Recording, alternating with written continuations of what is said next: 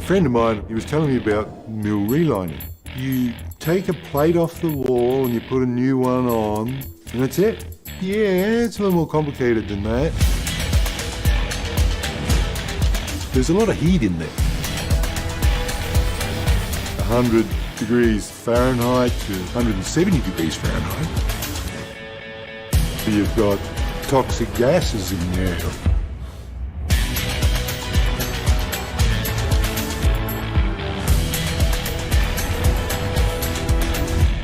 People are like, you guys are crazy, you know, but yeah, but we get the job done.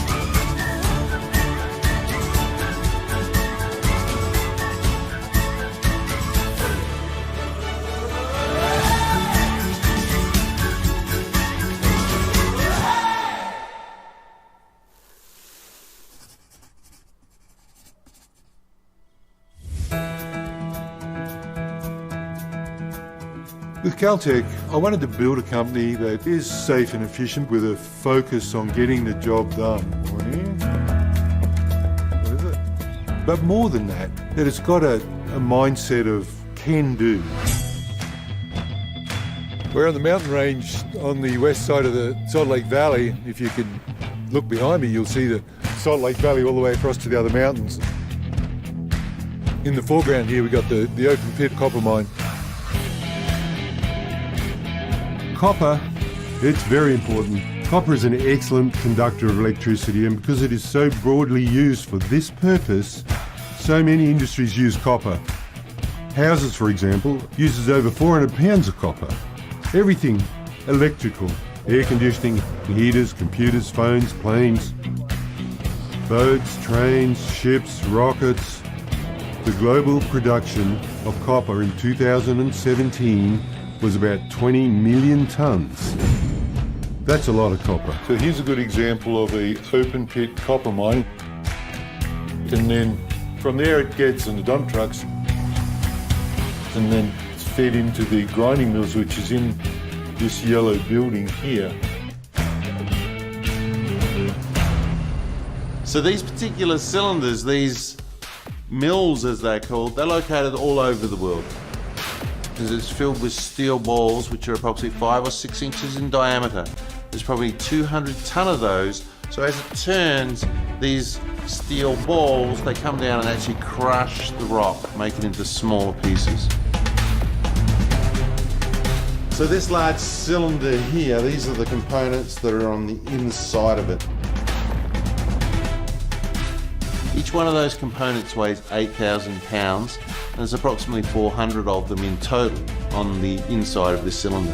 They wear out every 30 weeks and have to be replaced.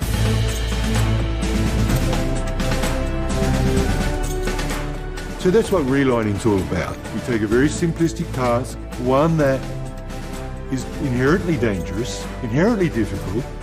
Nobody wants to do it. Very few people can do it quickly, and we specialise in doing it safely and efficiently.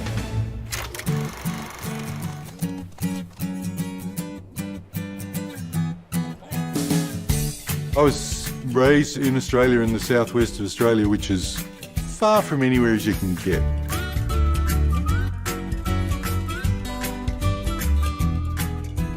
There was no TV, there was no running water, there was no hot water, there was nothing. We'd lay out on the grass in summer and just look up at the stars because that was the only TV we had. By the time I got to 16, I was ready to cut loose. I thought, well, I'm just going to be an entrepreneur, I'll just work for myself. So I just started knocking on the doors of farmers and saying, what do you want done? I think the first guy said, well, I need some wooden fence posts. I said, okay, I can do that.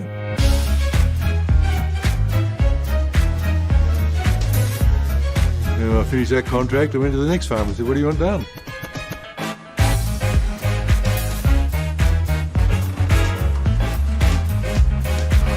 And then I eventually started my own companies there, and the next thing you know, I'm just barely out of my teens and I'm doing $1 million contracts for the Australian government. You just got more and more work and more contracts. Like, okay. Well, this isn't exactly what I thought life would be like. Maybe I need to do something a little more spiritual. I'd been into so many libraries. I could walk through and glance through the, no, that's not there. And I'd move on, go to another library, go into a bookstore. I must have done this for years in dozens and dozens of libraries, dozens and dozens of bookstores. So then one day I went to buy this newspaper. There was a Dianetics book sitting on the shelf. And my hair stood up and I said to the guy, that's the book I've been looking for. It was just an amazing thing. I knew it as soon as I saw it. I went, that is the book. And I read it twice in 3 days. I didn't put it down. I was cooking with it. I was in the shower. I didn't even start reading it from the shower. I'm in the shower and you're kidding me. You know? There's answer to questions about spirituality and the mind and man. It was at that point that I knew I was a Scientologist. I knew I was a spiritual being.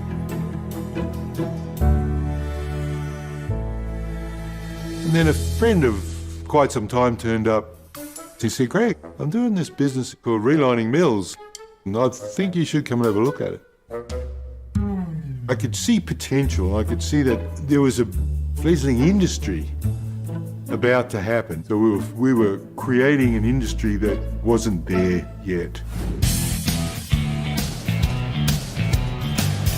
We kept going north and northeast and north until we were like 1,500 miles into the desert, in this tiny little town, about 1,000 people. Okay, here we are. The very nature of mill relining, it attracts a certain quality of person.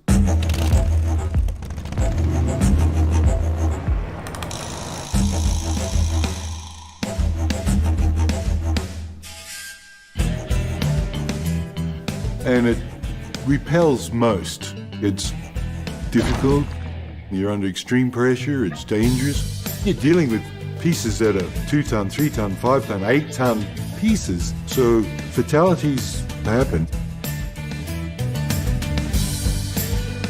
Mill relining is not for those of weak-hearted or soft hands. It just doesn't work.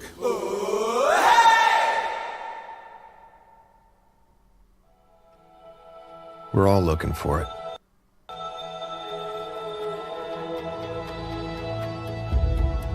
Some of us have been looking our whole lives. Some think they can buy it. Some think they can wear it. Some travel the world in search of it. Most don't even know what they're looking for. But we all feel it. That aching desire. That unexplainable emptiness that can only be filled by one thing. The truth. Scientology. Know yourself. Know life.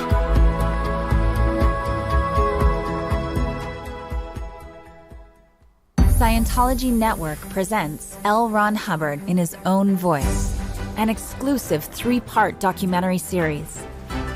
He captivated an audience with his extraordinary knowledge of the mind and changed the lives of millions worldwide. Now, for the first time in this unforgettable series, hear the stories from the man that founded the world's youngest major religion. Don't miss L. Ron Hubbard in his own voice.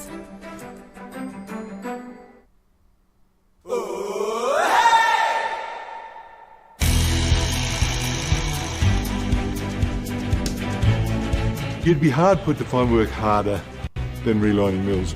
The first day, gosh, I'm like, what am I doing?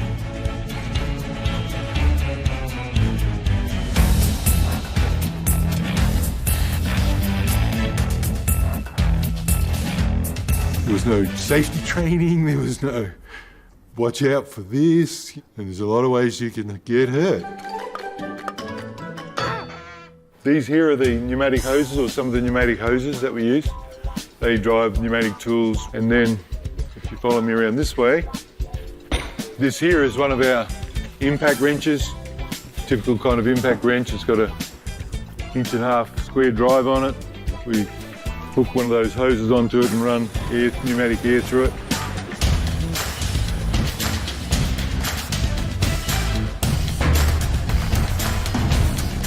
So, there you have it. In the early days, we'd go to West Africa or Central Africa or Indonesia or some of those places where they were struggling with their reline service or they didn't have any reline service, so we'd go there and help them out. And I thought, well, the entrepreneurial spirit in me was just like, I might as well start at the top, I might as well start at the big one, and I'm going to go to Chile, the most famous copper mine in the world. Hell, why not?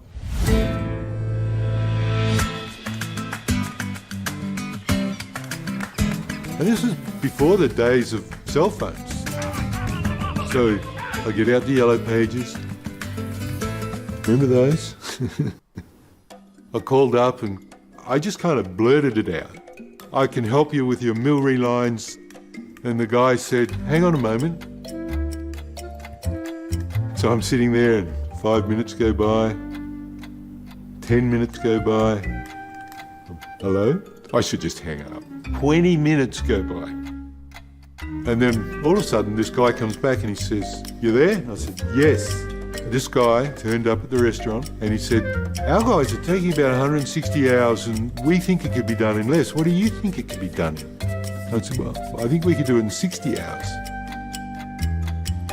Okay, you got the contract. The speed of relining the mill is critical.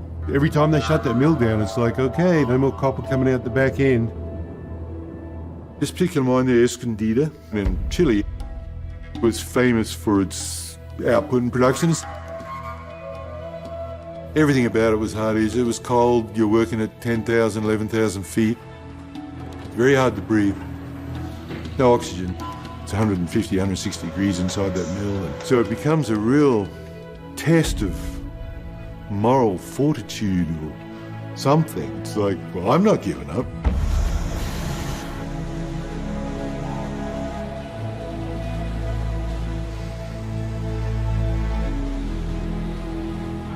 Kept the eye on the ball on this one particular job and we brought it in on time. For that mine, it was a big moment, a big watershed moment, and they still talk about it today. I got a call from Kennecott, Utah Copper saying, Greg, we would like you to come and watch some other guys relining our mills because we're not sure that they're doing it the most efficient or the most safest way possible. And there was a core group of 10 of us, basically, who were with Greg, and he's like, well, let's go to the States. We're like, the United States, right? He's like, yeah, let's go there. So we're like, sure, let you lead, we'll follow. And went up to see Kennecott.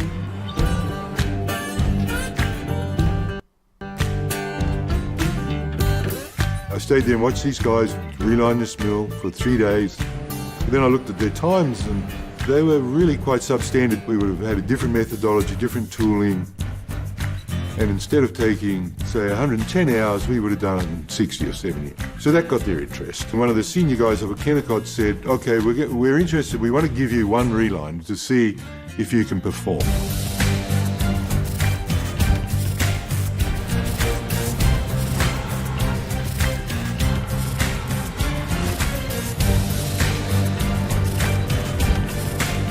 We did the first reline and once again, we knocked it out of the park.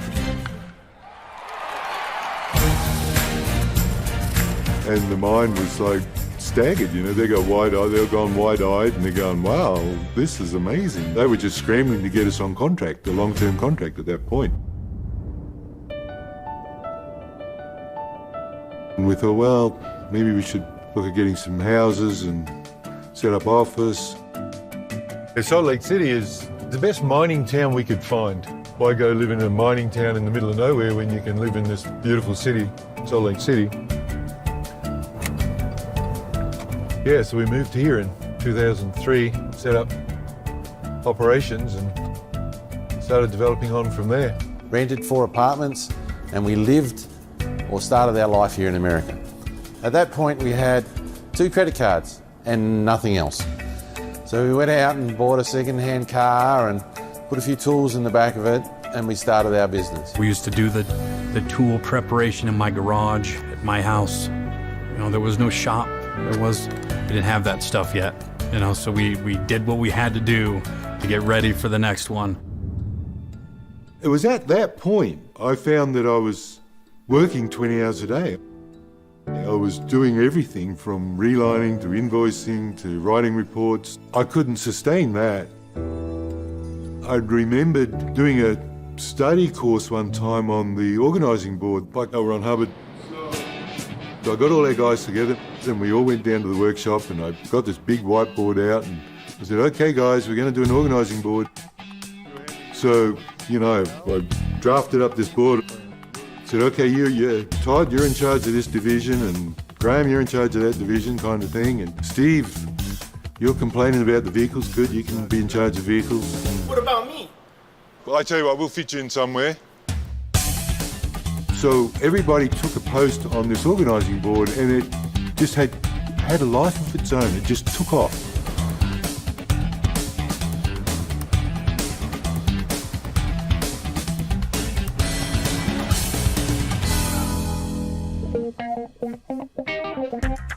This container we take out to the various mine sites. We'll have probably 150 tools in there, different custom tools. We could need any one of them.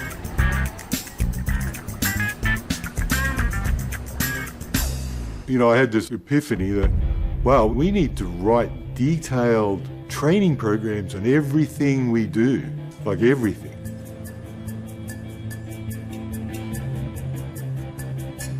And that was kind of nearly a 2-year process just to do all that safe work procedure program. And what you can see behind me here is part of a course room in Salt Lake City. We have training modules for every task that we do at Caltech. Gets them to clear up any industry-related terms and how they do that. That's what the guys do, so they get a theoretical side of it, and when they finish their theory side of it to a pass, and we route them into the practical side of it. So one of the things we come across when we go to the mine sites is that these bolts or these nuts that we've put on some 30 weeks prior, they actually get rusted up and they will not move. So one of the things we need to do is actually cut them off.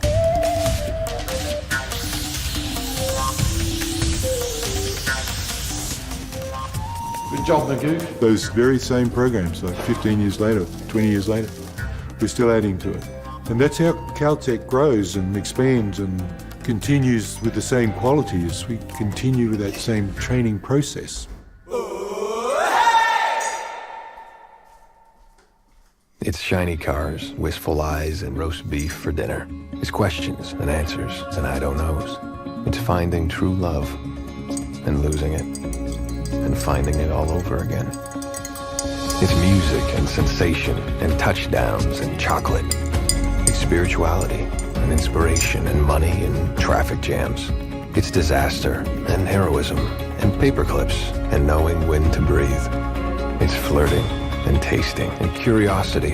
It's fast and it's slow and it's rising and falling. It's every moment, every hope, every dream, every piece of the cosmic puzzle. It's life and it's yours. Scientology. Know yourself. Know life.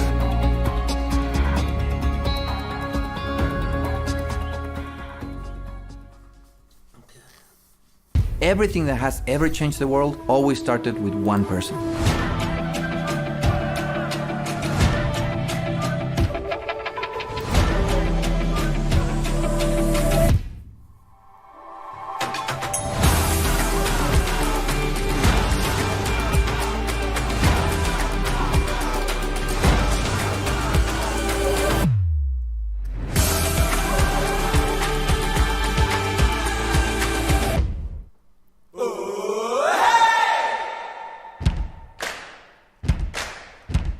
Caltech, we're always encouraging people to think out of the box.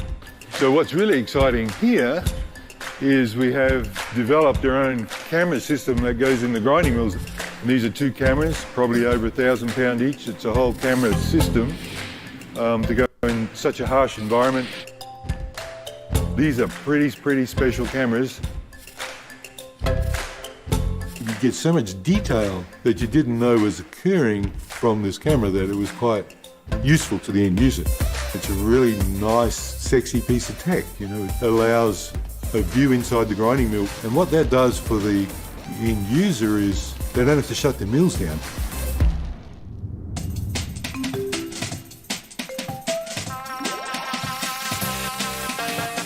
So one of the things we've done is done some research and development on how we can help our customers determine how worn these plates are inside these mills. 2 guys working for Caltech, they came up with this electronic bolt sensor system that can tell you when the line is wearing out while the mill's still running. We drill a hole at the centre of the bolt using a special machine, and we insert this electronic componentry. And as it wears, it triggers different points and sends a signal to their computer or their phone at home so that they can determine how worn these particular components are, which is very beneficial for our customers. We've got a company that is a leader in its field, it's a pioneer in its field, it's developed new products, and its skill set is now being introduced to different continents. We worked in Peru, other places in South America, Bolivia, Uruguay, opened a second office in Arizona. Then we pushed into Canada, and we also have one in Mongolia. And we're looking soon to open one in Kazakhstan.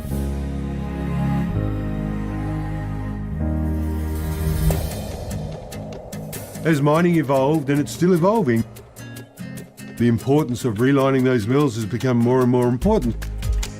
My goal with Caltech was to make it as professional as possible to deliver the safe, efficient relines which the mines need and want. I know that our safety is above anybody else's out there in the relining business. I know that Caltech, essentially is a labor of love of Greg and all the original boys that came to America from Australia. We at Caltech definitely look at each other as family, and we treat each other as such. I've seen Greg turn this little company called Caltech into a company that receives safety awards, and there's a lot of different awards in the mining industry. I think Greg's about nailed all of them.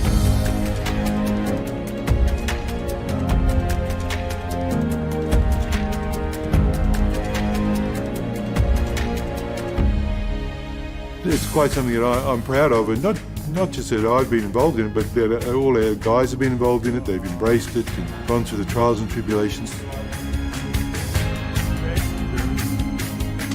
So many things get handled as you travel through the Scientology journey. And on a personal level, Scientology has enabled me to be me. I found that I've ended up with a lot more understanding with other people. My wife, my children, my grandchildren, my family, my brothers, just everything gets better. I can allow them to be who they are, and at the same time inspire them to be who they want to be. And it's just beneficial to me, and it's beneficial to those around me.